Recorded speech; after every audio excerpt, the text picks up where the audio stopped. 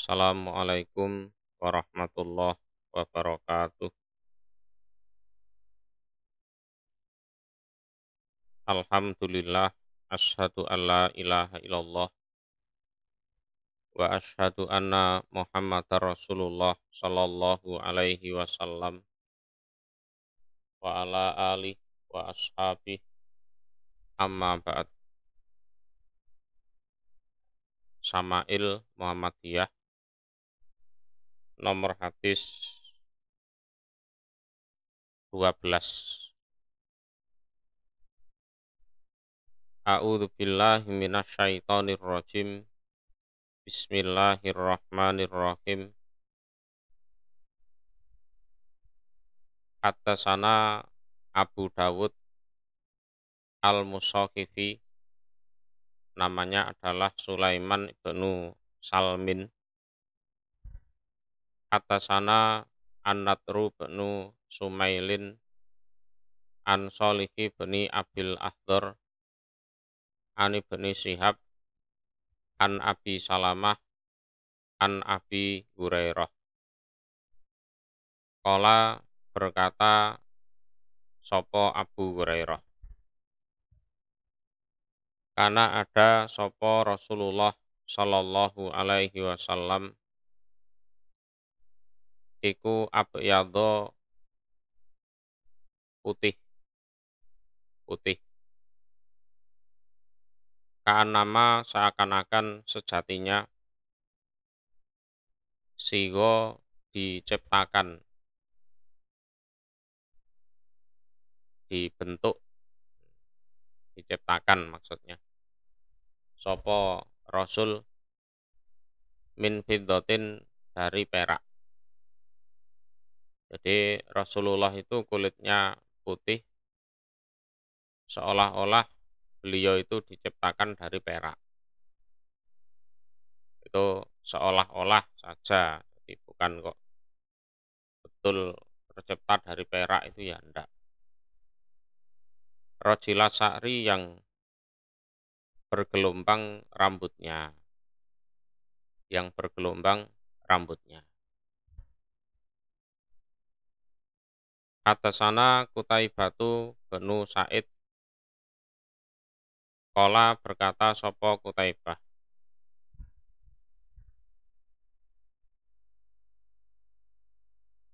akhbaroni Lais ibnu Sa'din. Kalau dalam kitab lain mungkin anba'ana. Ana maksudnya adalah anba'ana. An Abi Zubair an Jabir bin Abdillah ana Rasulullah, sesungguhnya Rasul sallallahu alaihi wasallam iku qala, bersabda sopo Rasul, Urido, didatangkan, alaya, atasku, sopo al-anbiya, para nabi. Jadi didatangkan, diperlihatkan. Di waktu Isra Mi'raj itu Rasulullah diperlihatkan para nabi. Jadi tahu betul wajah-wajah mereka, perawaannya bagaimana, itu beliau tahu. Fa'idha, maka ketika itu Musa utawi Nabi Musa alaihi salam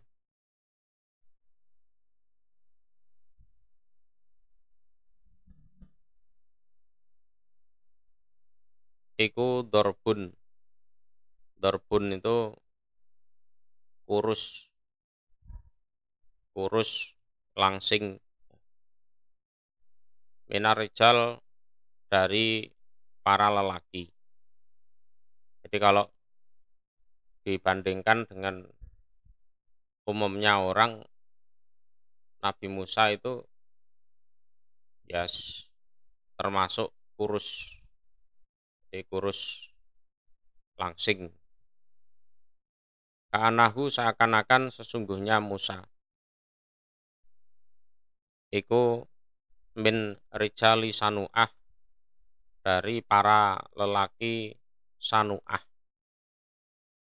Sanu'ah itu sebuah kabilah yang ada di negeri Yaman. Jadi sebuah kabilah, sebuah suku yang ada di negeri Yaman. Jadi perawaannya Musa itu mirip orang-orang Sanu'ah di negeri Yaman itu, kurus. Waro'a itu dan melihat aku Isa ibna Maryam pada Isa putranya Maryam alaihi salam. Fa'idha maka ketika itu akrobuman lebih dekatnya orang. Ro'a itu yang melihat aku bihi terhadap man apanya sabahan serupanya. Urwatu benu Mas'ud. Urwah bin Mas'ud. Artinya Nabi Isa itu kalau dianggap mirip itu ya mirip itu Urwah bin Mas'ud itu. Jadi kalau orang-orang yang aku jumpai sekarang, yang aku lihat sekarang, itu yang paling mirip dengan Isa ya itu Urwah bin Mas'ud. Waro'a itu dan melihat aku Rasulullah Ibrahimah pada Nabi Ibrahim alaihi salam. Fa'idha maka ketika itu akrobuman lebih dekatnya orang ro'a itu yang melihat aku. Bihi terhadap man apanya sabahan serupanya sohibukum teman kalian. Artinya ya Nabi sendiri. Jadi kalau Nabi Ibrahim itu ya zaman sekarang yang paling mirip beliau itu ya aku ini. Ya aku ini. Yakni menghendaki sopo Rasul nafsahu pada dirinya Rasul. Nafsahu pada dirinya Rasul. Yang paling mirip ya aku ini. Kalau Nabi Ibrahim. Jadi yang diceritakan kepada para sahabat cuma itu aja. Musa, Isa, Ibrahim. Itu nabi-nabi yang apa istilahnya paling berpengaruh ya. Paling berpengaruh. Nabi-nabi yang lain sebenarnya beliau juga melihat, cuma tidak diceritakan kepada para sahabatnya. Waro'a itu dan melihat aku Jibrilah pada malaikat Jibril alaihi salam. Fa'idha maka ketika itu akrobuman iku lebih dekatnya orang. Ro'a itu yang melihat aku bihi terhadap man apanya sabahan serupanya dihyatu utawi dihya. Nah, kalau malaikat Jibril itu kalau kalau menjelma istilahnya. Orang Jawa bilang membo. Itu mirip dihyah itu. Jadi malaikat Jibril itu kan kalau misalnya menyampaikan wahyu dengan bentuk manusia gitu. Ya penjelmaannya itu mirip Dihyah, Dihyah Al-Kalbi. Nah, mirip itu.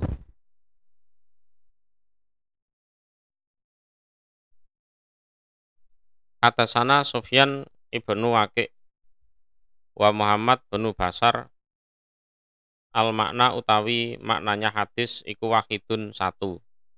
Artinya mungkin lafadznya berbeda, tapi pengertian hadisnya itu sama. Qala berkata keduanya, Sufyan dan Waqi'. Akhbarona Yazid bin Harun an Sa'id al-Jurairi. Qala berkata sopo Sa'id. Sami itu mendengar aku Aba Tufel pada Aba Tufel.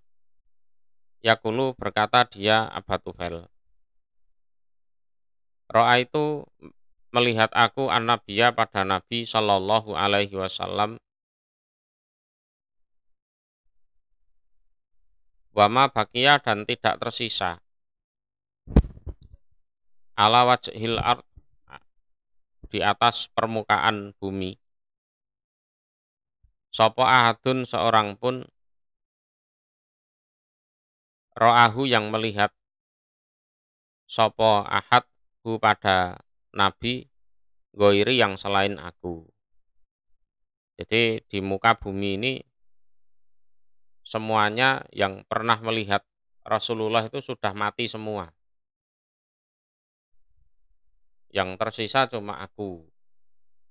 Jadi tidak tersisa di atas permukaan bumi seorang pun yang melihat Nabi selain aku. Berarti orang-orang yang pernah melihat Nabi itu sudah meninggal semua. Yang tersisa masih hidup itu ya aku ini. Qultu berkata aku, akunya adalah Sa'id al-Jurairi. Sibhu menjelaskanlah engkau hu pada Nabi li untukku. Ya tolong jelaskan ke saya ciri-cirinya Rasulullah itu bagaimana. Qala berkata sopo Aba Tufel. Karena ada sopo Nabi iku abiyat putih malihan itu yang bagus. Jadi malihan bermakna hasanan ya, yang bagus. Muqassatan yang sedang-sedang perawaannya. Jadi tidak tinggi juga tidak pendek. Ya. Tuh. Jadi dulu itu kalau ada tabiin mimpi kok perasaannya itu dalam mimpinya itu adalah Rasulullah. Dia pasti akan bertanya kepada para sahabat. Jadi semalam saya mimpi kok perasaan saya itu adalah Rasulullah. Terus para sahabat itu pasti akan bertanya, dalam mimpimu itu ciri-ciri orang yang kamu anggap Rasulullah itu kayak apa? Jadi mimpi dengan Rasulullah itu kan ada kalanya Rasulullah masih kecil, ada kalanya ya masih muda, ada kalanya setengah tua, ada kalanya sudah tua kan gitu. Nah, kalau yang dia ceritakan itu kok ternyata sesuai kriteria, ya sudah, baru sahabat itu mengatakan oh ya itu Rasulullah betul. Itu nabi betul itu. Tapi kalau ternyata tidak sesuai kriteria, ini kok nggak mirip Rasulullah di usia anak-anak, di usia remaja, di usia setengah tua, di usia tua kok ndak ada mirip-miripnya, oh berarti bukan itu. Jadi itu perasaanmu sendiri kalau kalau itu adalah Rasulullah. Nah, biasanya begitu. Lah, begitu para sahabat sudah habis, yaitu bermunculan kan orang-orang yang ngaku mimpi Nabi, ya, ngaku yes, macam-macam itu. Nah, sehingga alat untuk mengkonfirmasi mimpinya itu Nabi apa bukan itu kan tidak ada. Sehingga disusunlah kitab-kitab seperti ini. Ya, ya, disusunlah kitab-kitab seperti ini. Hadasana Abdullah ibnu Abdirrahman.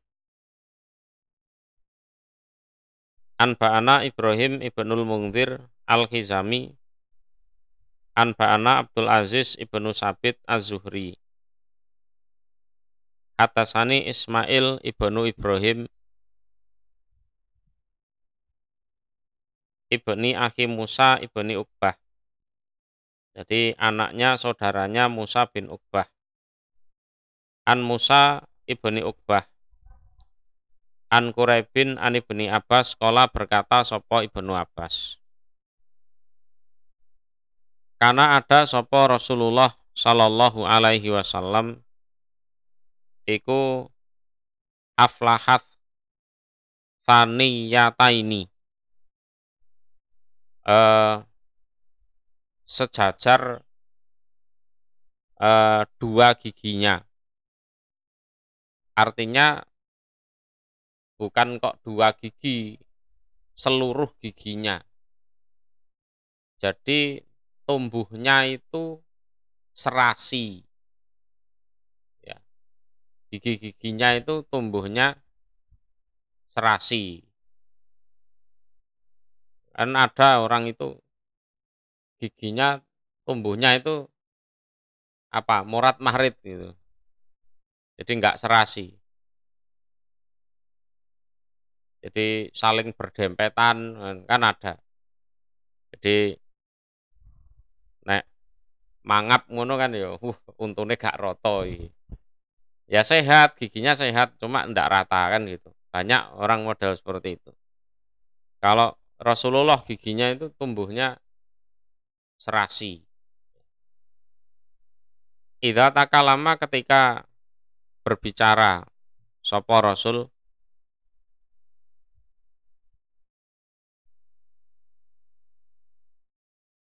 ru'ya maka dilihat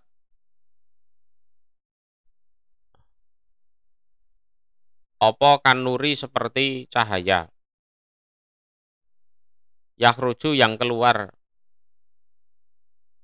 apa cahaya min baini tanayahu dari antara gigi-giginya Rasul. Jadi kalau beliau berbicara itu seolah-olah terlihat cahaya keluar dari mulutnya. Itu pengakuan dari Ibnu Abbas. Babu maja'a utawi bab apa-apa yang datang apa ma fi khotamin nubuwah di dalam cap atau stempel kenabian. Cap atau stempel kenabian. Atasana Abu Rojain Qutaibatu benu Said. Anba'ana Hatim benu Ismail Anil Ja'di bani Abdirrahman Ola berkata sopo Al-Ja'di. Sami itu mendengar aku As-Sa'iba pada Sa'ib ibn Yazid Yakulu berkata sopo Sa'ib. Zahabat pergi bi dengan membawaku sopo kholati bibikku. Jadi bibik dari ibu. Ilan Nabi kepada Nabi Shallallahu Alaihi Wasallam. Jadi waktu aku masih kecil, aku pernah diajak oleh bibiku berkunjung atau sowan kepada Nabi.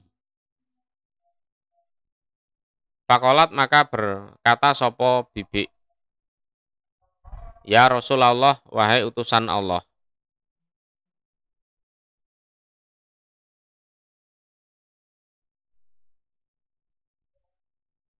Ina bekna ukti, sesungguhnya anak laki-laki saudara perempuanku, iku wajiun sakit. Jadi sowan pada Nabi untuk didoakan biar lekas sembuh. Ini loh Rasul, keponaan saya, anak dari saudara perempuan saya itu sakit. Famasaha maka mengusap sopo Nabi roksi pada kepalaku Sa'ib bin Yazid itu. Nabi ya wong loro diusap tok ngono wis sembuh. Wada'a dan berdoa sopo Nabi li untukku bil barokati dengan doa barokah. Kemudian beliau juga mendoakan doa barokah untuk saya. Watawa doa dan wudhu sopo Nabi. Pasari betu maka minum aku min wadu'ihi dari air bekas wudhunya Nabi. Dari air bekas wudhunya Nabi. Nah itu.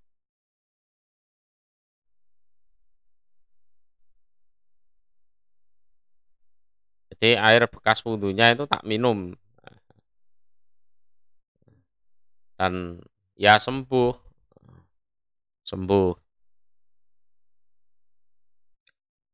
Wakumtu dan berdiri aku khalfa dohrih di belakang punggungnya Nabi.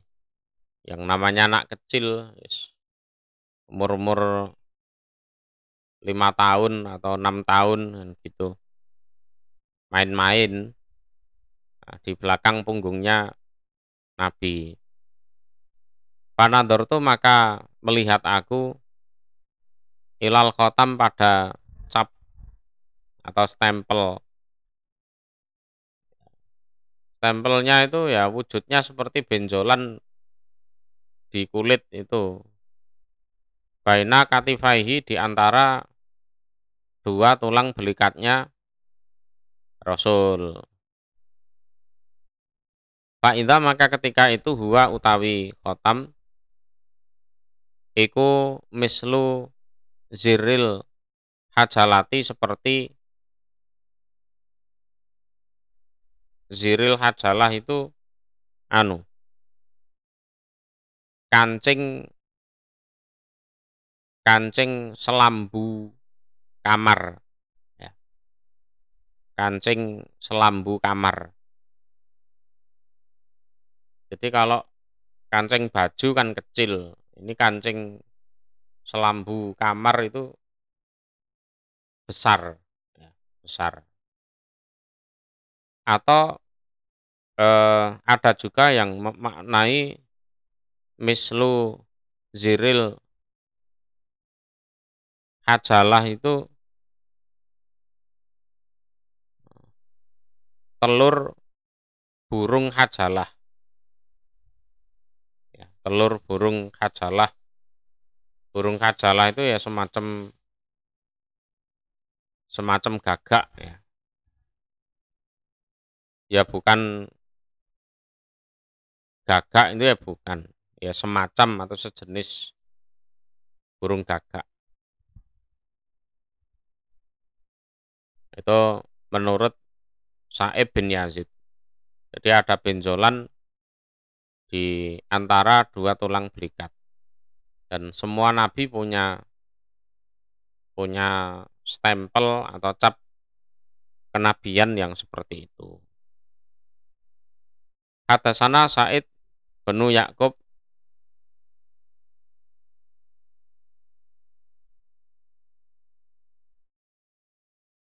At-Tolakoni an Ba'ana Ayub bin Jabir an Simak bin Harbin an Jabir bin Samurah. Kala berkata Jabir,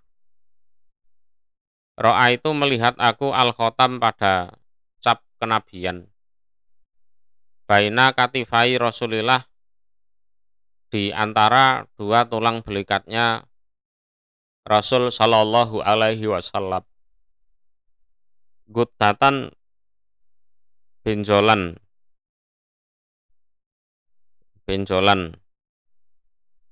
kamro yang merah, misla baidotil hamamati, seperti telurnya burung merpati,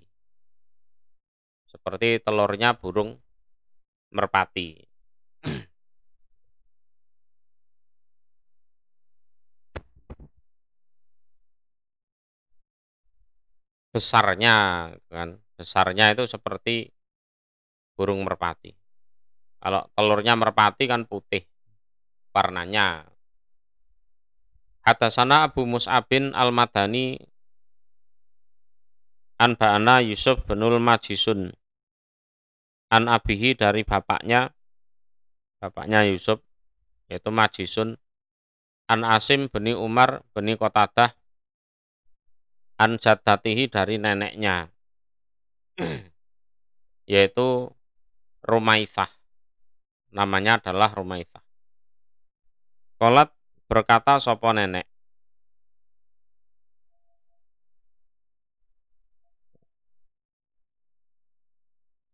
Sami itu mendengar aku Rasulullah pada Rasul Shallallahu Alaihi Wasallam. Ini waktu itu saat dia bercerita itu ya sudah tua. Ya, saat dia bercerita kepada sapa Asim bin Umar itu, dia sudah tua. Cuma yang diceritakan itu adalah peristiwa saat dia masih kecil. Rasulullah pada Rasul Shallallahu Alaihi Wasallam. Walau asa'u, dan seandainya menghendaki aku atau menginginkan aku,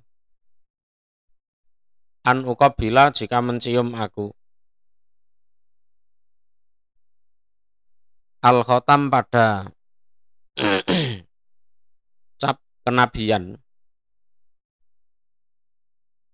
aladhi yang baina katifaihi, antara dua tulang belikatnya Rasul, min kurbihi, saking dekatnya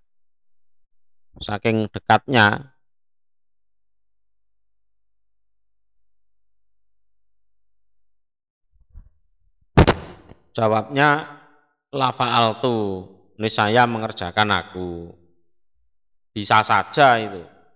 Waktu itu posisiku kan begitu dekat dengan Rasulullah. Jadi aku itu di belakangnya dan aku melihat cap kenabian itu. Umpama aku waktu itu mau terus mencium cap kenabian itu, ya bisa saja aku lakukan. Bisa saja. Ya.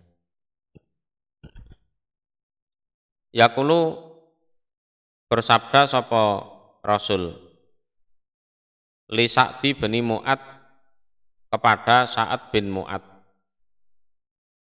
Yauma mata pada harinya meninggal sapa Sa'ad bin Mu'ad. Jadi Sa'ad bin Mu'ad ini salah satu pemimpin orang Ansor. Salah satu pemimpin orang Ansor. Lah, pada saat perang Khandaq. Perang Khandaq itu adalah perang bertahan. Tahu maksudnya perang bertahan? Jadi bertahan, mempertahankan Madinah yang mana saat itu diserang oleh orang kafir dari segala lapisan.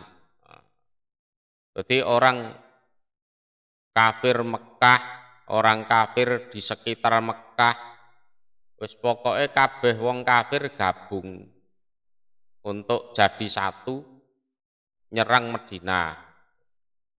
Ceritanya seperti itu. Lah, perang Khandaq itu kan membuat parit. Itu asalnya adalah saran dari Salman Al-Farisi. Jadi Nabi itu kan bingung ya, bingung. Ini orang kafir dari segala lapisan ya.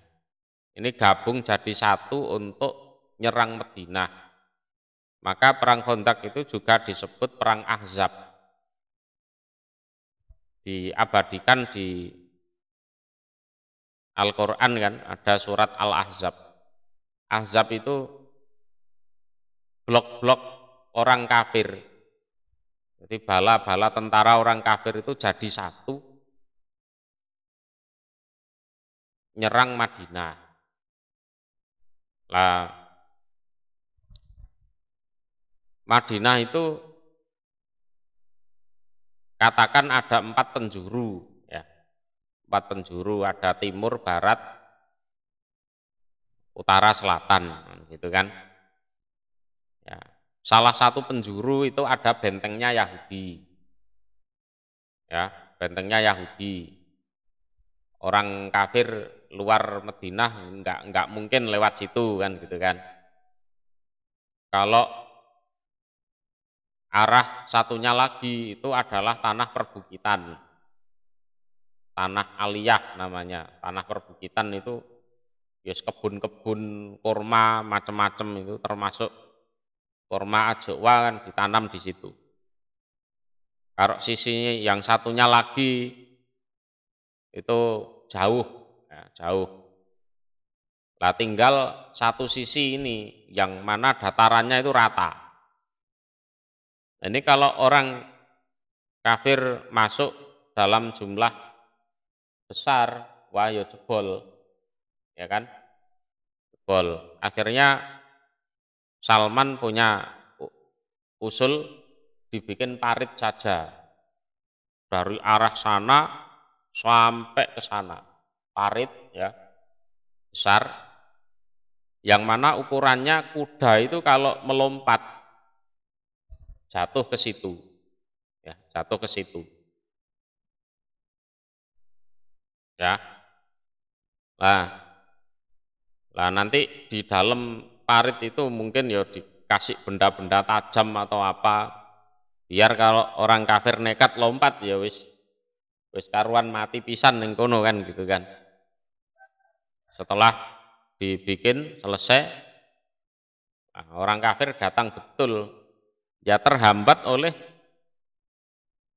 parit itu, terhambat di situ. Nah, Sa'ad bin Mu'ad itu kan ya ikut perang.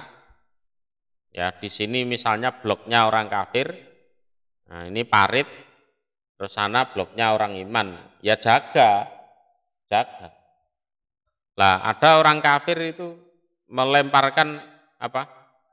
Melesakkan anak panah, terus kena lengannya Sa'ad bin Mu'ad ini, jelek, nah gitu kan, pas di nadi, pas di nadi. Ya sak repotan, kalau tidak dicabut ya akan sakit terus. Kalau dicabut, resiko terburuk adalah darahnya keluar terus, tidak berhenti, tidak berhenti. Ya, ya kan gitu kan? Kalau dibiarkan nancep terus sakit, kalau dicabut darahnya enggak bisa berhenti. Nah, terus diputuskan ya dicabut. Mau enggak mau harus dicabut. Nah, jarak 1 bulan setelah peristiwa Sa'ad bin Mu'ad itu dipanah, ya beliau menghembuskan nafas terakhir, meninggal. Tuh. Jarak 1 bulan, Sa'ad bin Mu'ad meninggal. Lah, siapa ini? Rumaithah itu bercerita, pada saat Sa'ad bin Mu'ad meninggal, waktu darahnya nggak bisa dikontrol, keluar terus ya. Beliau, Nabi Muhammad bersabda, ihtaza. Ihtaza itu apa? Bergoncang. Bergoncang. Lahu karena kematian Sa'ad bin Mu'ad, apa arsur rahman, arsnya Allah yang maha pengasih. Ya. Arsnya Allah yang maha pengasih. Berarti Sa'ad bin Mu'ad ini ya orang istimewa lah. Jadi kematiannya saja sampai menggoncangkan arsnya Allah. Sampai menggoncangkan arsnya Allah. Tapi hadis ini itu sebagian orang Ansor itu ada yang nggak seneng. Ada yang nggak seneng dengan hadis ini. Jadi orang Ansor ini kan secara kesukuan itu terbagi jadi 2. Yang pertama Khosrot, suku Khosrot ya. Yang kedua Aus. Nah ini sejak zaman jahiliyah dulu 2 suku ini perang terus, nggak karu-karuan gitu, ya kan? Sampai ada perang yang terkenal itu namanya perang Bu'as. Lah setelah masuk Islam, mereka bisa rukun, bisa menyaudara, kan? Seperti di ayatnya fa'asbahtum binikmatihi ikhwana. Ya. Lah walaupun begitu iri dengki itu masih ada. Lah golongan yang nggak seneng dengan Sa'ad bin Mu'ad itu nggak mengakui ini. Ihtazalahu arsur rahman itu enggak mengakui. Allah itu yang bergoncang itu ya apa kerandanya Sa'ad bin Mu'ad itu gitu. Apa wis mati biasa, tunggalane wong mati syahid ya akeh ngono. Masa yang arsnya Allah goncang karena kematian dia aja. Tuh. Itu yang goncang itu ya pendosone apa? Kerandanya Sa'ad bin Mu'ad, bukan kok arsnya Allah, tidak. Nabi paling salah ngomong atau gimana gitu. Itu. Atau kamu yang salah denger, ngono. Kamu paling yang salah denger. Yang bergoncang itu kerandanya Sa'ad bin Mu'ad, bukan kok arsnya Allah. Tuh, kamu aja yang salah denger. Ya segitu itu. Jadi iri dengki itu masih ada. Masih ada.